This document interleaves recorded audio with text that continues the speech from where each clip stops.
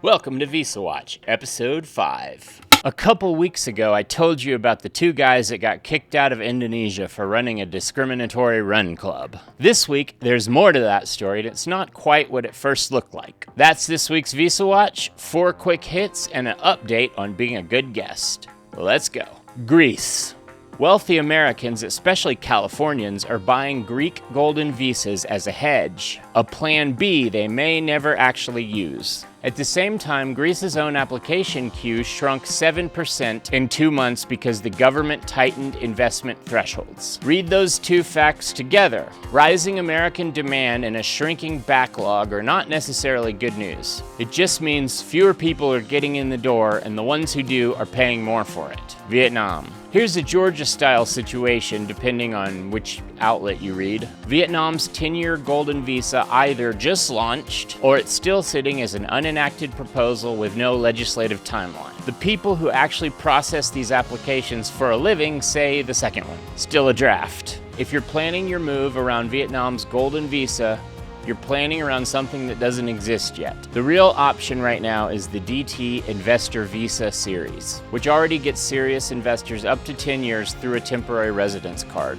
UAE. Dubai just made its own golden visa program meaningfully more expensive. The property investment threshold doubled from about $272,000 to around $544,000 US. If you're already a visa holder under the old number, you're grandfathered in until your next renewal. But new applicants are walking into an entirely different price tag than their lifestyle influencer friend paid 2 years ago. Your own passport. Quick one that affects just about everybody watching this. The US passport just tied for 10th place globally in mobility rankings by Henley, tied with Iceland, sitting behind 36 other countries. In 2006, we were tied for first. It's not really a crisis. The 180 visa-free destinations is still a lot of open doors. But it's a reminder that the passport you're born with isn't a fixed asset. It's been quietly losing relative value for the last 2 decades, which is exactly what makes a second passport or long-term residency somewhere else worth actually thinking through, not just dreaming about, even though that is half the fun. I have a much deeper explanation of this in another video on my YouTube page, which I'll link at the end, and if you enjoy this kind of stuff, please consider subscribing.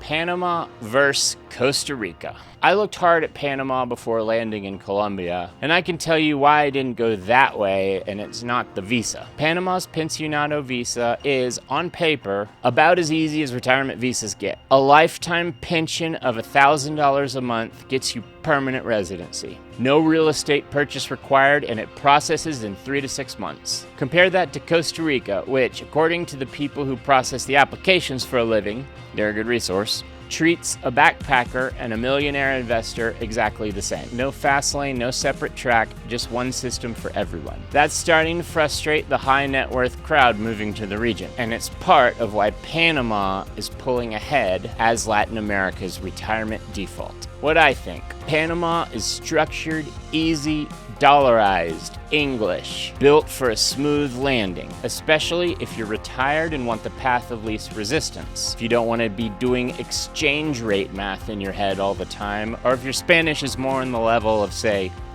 una cerveza por favor, gracias. Costa Rica has the ecology and the surfing, but it reads more Americanized to me than I wanted, more resort than reality. Colombia was louder, livelier, less set up for expats generally, which is exactly why I picked it. I'm frontier-minded. Easier isn't always the thing I'm optimizing for, but I would recommend Panama probably to most people who are interested in doing something like this. It's not a knock on Panama or Costa Rica. Both are completely legit, well-run programs. And if easy and structured is what you want, Panama's $1,000 pension requirement is hard to beat anywhere on the planet. But easiest and right for you aren't always the same question. And this is a good example of where they split. Good guest, bad guest. Update on the Bali running story. The rule that got those guys banned has actually been on the books for the whole time. Indonesia requires foreigners to organize public events through a proper legal entity and real permits. Not just a stay permit, a tourist visa, or Cool vibes. Needing a permit for a running meetup sounds like overkill. And there's serious gray area in what a country counts as a public event versus a friend group that grew too fast. Different countries draw the line in different places. What usually decides what side of the line you land on is whether anyone's paying attention. This one got international coverage, and once a story travels, the gray area tends to disappear fast. What actually sank these two was skipping every part of the process. No permit, no entity, nothing. The discrimination is why people were talking about it. The missing paperwork was why immigration had something to act on. Different countries, different rules. And sometimes the rule that gets enforced is because it's the one the world is watching. That's this week's report. A passport that's quietly worth less than it used to be. Again, longer video on my YouTube channel, Edward Effect. A visa program that doesn't exist yet, no matter what the headline says. And a reminder that the rules were always there. It just sometimes takes the world watching before someone enforces them. Rules like this shift fast and vary by nationality. Always confirm with the official consulate site or an immigration attorney before you file. See you next week.